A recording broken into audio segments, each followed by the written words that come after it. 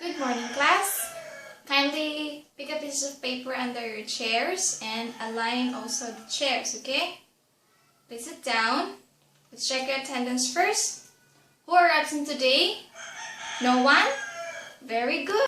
Go. Let's move to our lesson proper. Today, we're going to tackle about the work of one of the greatest poets in the 19th century, and that is Alfred Tennyson. He was born in Somersby, Lincolnshire on August 6, 1809. So now, one of his written work was The Eagle, which we are going to analyze stylistically. Okay? In order to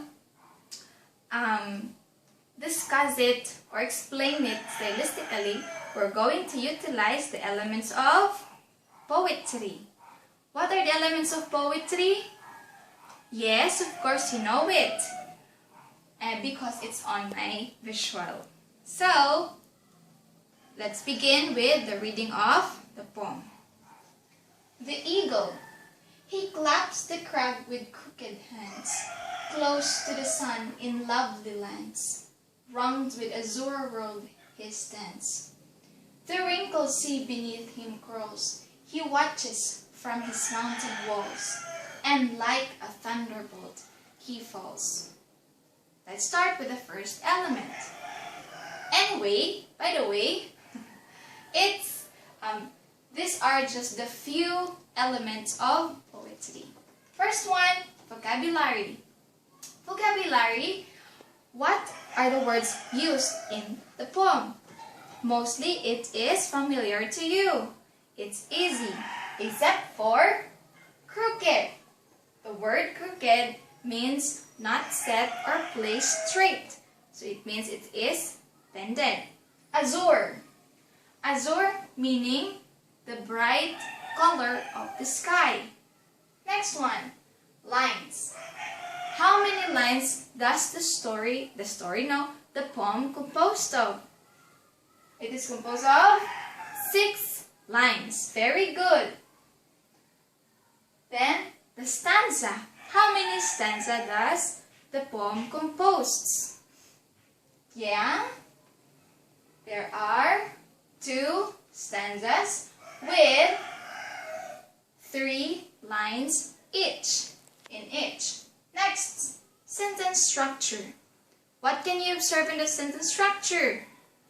The verb agrees with the subject and the subject agrees with the verb, right? So it means it follows the normal English pattern. Next, pace. The pace is the speed of the reader as he or she reads a certain literature. So, the poem has the moderate pace, right? Because with the help of the punctuations, which we're going to tackle next. Punctuations are the great help in order for a reader to take a breath after each line, reading each line or a sentence, right? So what are the observable punctuations in the poem? Very good. Semicolon, the comma, and the period. Figurative language. What is the figurative language used in the poem? Alliteration. Very good. An alliteration is the repetition of the consonant sounds. What sound is being repeated? The k sound. Can you say k? Very good. And these are the words claps, crag, crooked, which is very observable in the first line. And the last one, rhyme. Rhyme is what is the type of rhyme used in the poem? Very good, and rhyme. which is observable in the words in the first stanza, hands, lands, stands. And in the second stanza, crawls, walls, and falls. So, it is and rhyme with the pattern A, A, A. Okay, we're running out of time. So, assignment. Choose 2 poems and explain it stylistically. Okay? Write it on one whole sheet of paper and pass it tomorrow. Okay? Let's call it today. Class dismissed.